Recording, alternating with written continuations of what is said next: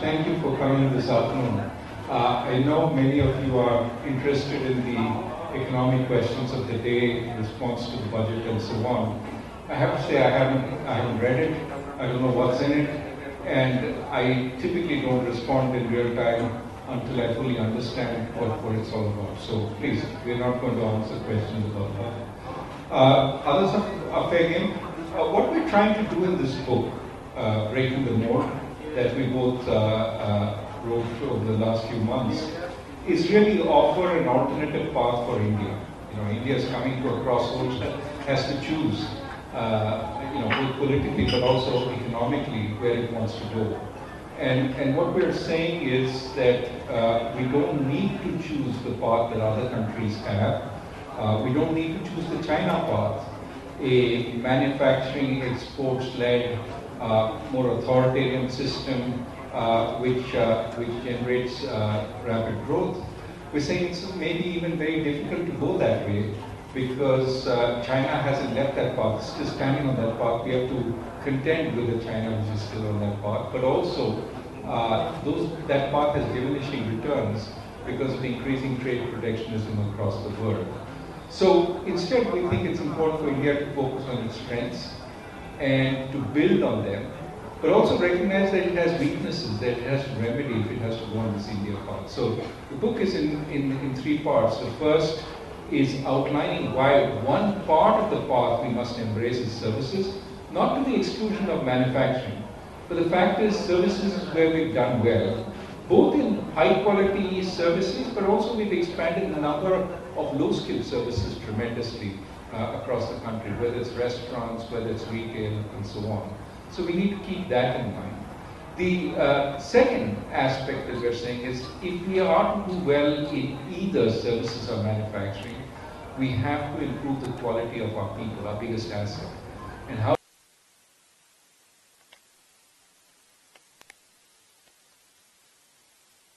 done all this? This seems like obvious, and every government says we're going to do a little more of it. Why haven't we done what is needed? Because one of the places that China scores over us is in the quality of the education they give their people. Why has an authoritarian country done better than a democracy? And that's where we come to the third part of the book. We need governance reforms. Not so much in changing the constitution, but in focusing on strengthening the democratic nature of the constitution, especially the decentralization. We feel that the country is becoming overly centralized. Cooperative federalism is giving way to centralization in many ways. And even within the center, it's being centralized in one place. We need a much more decentralized country if we're going to go into the 21st century with full force. So the book is a set of recipes. It ends with a chapter which is the wrong way, in which we talk about the problems with the path we are on and how we need change. So let me stop there, see if Rohit has anything, and then we can open up to questions. Rohit, you want to say? Yeah, just a bit more on part 3. We kind of wrote it from the perspective of the Gandhiji's Hind Swaraj, where a reader and an editor are interacting with each other, and the reader is saying why they think that the current path is a good path, and we kind of argued in the old tradition of debate in India, where we try to convince the person that actually what we're saying is more feasible in a better way in which India can actually try to achieve its objective, which the government has laid out of trying to be a developed or at least a middle income country by 2047. Last point is, this book is an economics book, but it's not for economists. It's for everyone. We're trying to give a lot of examples. We're trying to make simple language, and the reactions we get often from people is, oh, it was such an easy read. So we hope it reaches a broader audience, and along the way they learn some economics, but they also will find that they don't really need deep study to absorb the messaging. और अंग्रेजी के साथ साथ ये इसका translation हो चुका है, ये किताब हिंदी में उपलब्ध है, तमिल में भी आ चुकी है और बाकी लैंग्वेजेस में भी आ रही है। तो अगर आप किसी और भाषा में पढ़ते हैं तो ये किताब मार्केट में है या आने वाली है। Those who would like to ask questions, please raise your hands. And before asking the question, please identify your and the publication. Thank you. Yeah.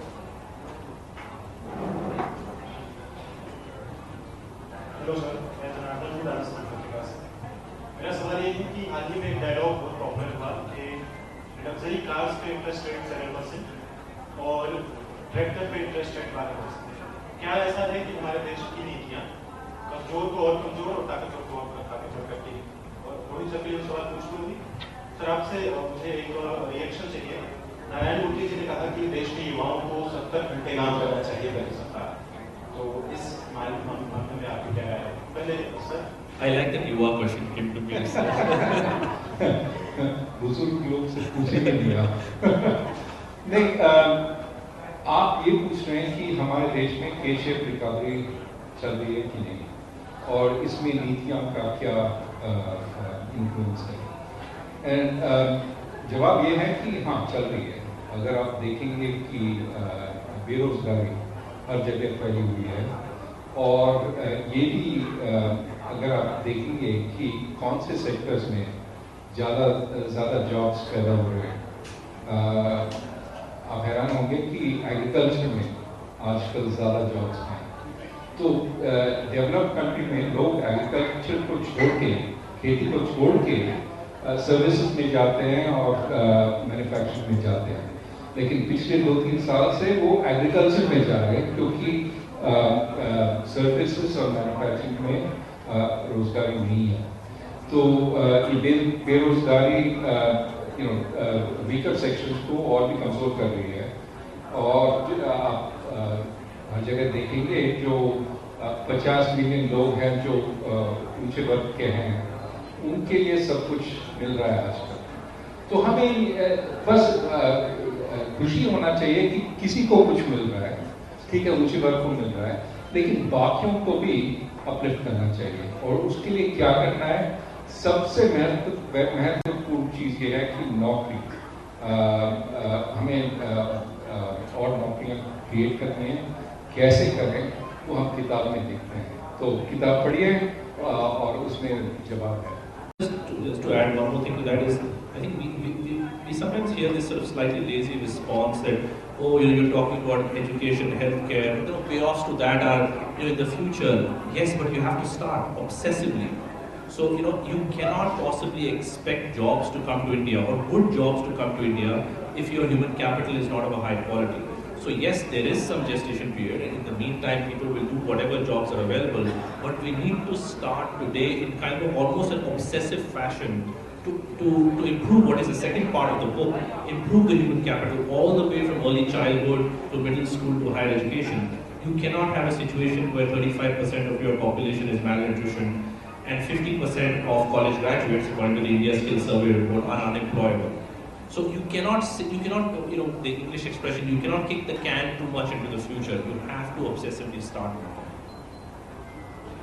Sir नमस्कार, मेरा नाम आशीष है, मैं अमर उजाला से हूँ।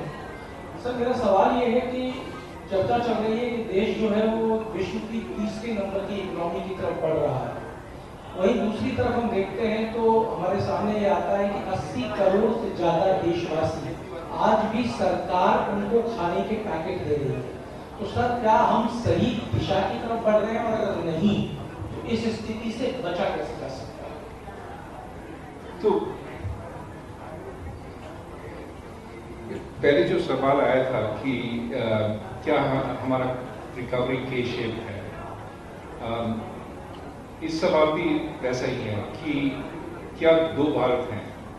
एक जो चीन की गति से चल रही है, चीन से ज़्यादा उत्पादन की गति बढ़ रही है, लेकिन एक और भारत है जिसमें लोग अभी सरकार से फूड ग्रेन्स लेते हैं क्योंकि उनके पास पैसे नहीं खरीदने के लिए। और मेरे ख्याल में हाँ, दो भारत हैं, और हमें ये कोशिश करना है कि दूसरे भारत को उठाना है। कैसे उठाएं? They have to lift themselves, but government has to help them. They need that help. तो कैसा सपोर्ट देंगे? मेरे ख्याल में the best form of development is not a freebie, but is a good job that they can do. How can we get many more jobs to those 80 crore people? हर घर में एक अच्छी नौकरी, हम वो कैसे कर सकते हैं? That is what we need to be thinking. That is what our political parties need to be thinking. कि बड़े बड़े इमारत खड़े करने में there is no point. I mean, that creates jobs, that's good. But that itself is not useful for the masses. They need a way of getting jobs for themselves.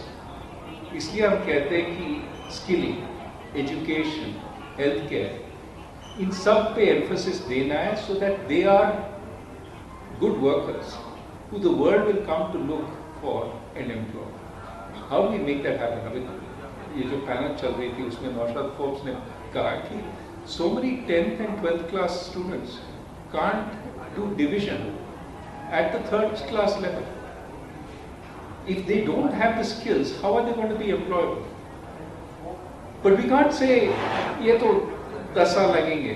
You have to go in mission mode. 2 साल में remedial education, how do we bring 70% of the population in schools to their class level? It has to be in war mode, and this has to be the focus of the government.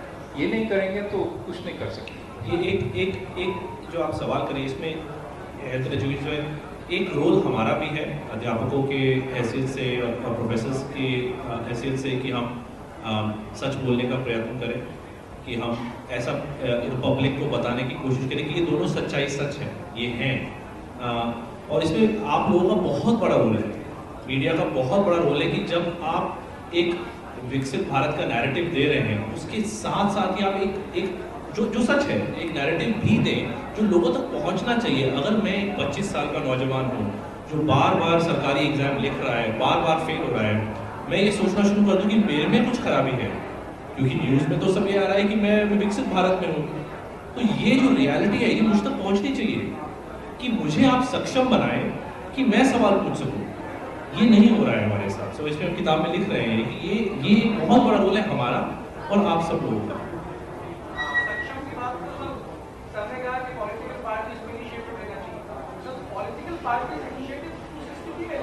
जब देश के अंदर चुनाव या हर साल चुनाव आप एक चुनाव से निकलते हैं दूसरे में आ जाते हैं, तो आप उस पर इम्फेसिस करने की जगह दूसरी जगह करने लगते हैं. नहीं, ये तो गलत बात है कि शॉर्ट टर्मिज्म के कारण लोग पॉलिटिकल पार्टीज एजुकेशन और हेल्थ केयर पे फोकस नहीं कर रहे. मेरे ख्याल में प्रॉब्लम ये है कि आजकल वो जो डायरेक्ट बेनिफिट ट्रांसफर्स, फ्रीबीज वगैरह, उसमें वो सोचते हैं कि ज़्यादा सॉर्ट ऑफ बेनिफिट आता है पॉलिटिकल पार्टी को. वो माइंडसेट चेंज करना है और किताब में हम लिखते हैं कि वो माइंडसेट कैसे चेंज होगी. डिसेंट्रलाइजेशन से चेंज होगी, क्योंकि आप देखेंगे कौन से स्टेट्स में फोकस है एजुकेशन हेल्थ केयर पे, केरला, तमिलनाडु, इन सब स्टेट्स में थोड़ा डिसेंट्रलाइजेशन हुआ है. दिल्ली में काफ़ी फोकस है स्कूलों को मजबूत करना, ये मोहल्ला क्लिनिक्स जो आप पार्टी चला रहे हैं. तो मेरे ख्याल में जब लोग देख सकते हैं कि पॉलिटिशियन हमारे लिए क्या कर रहे हैं और वो आंखों से देख सकते हैं कि आपने स्कूल को साफ किया, टीचर्स आते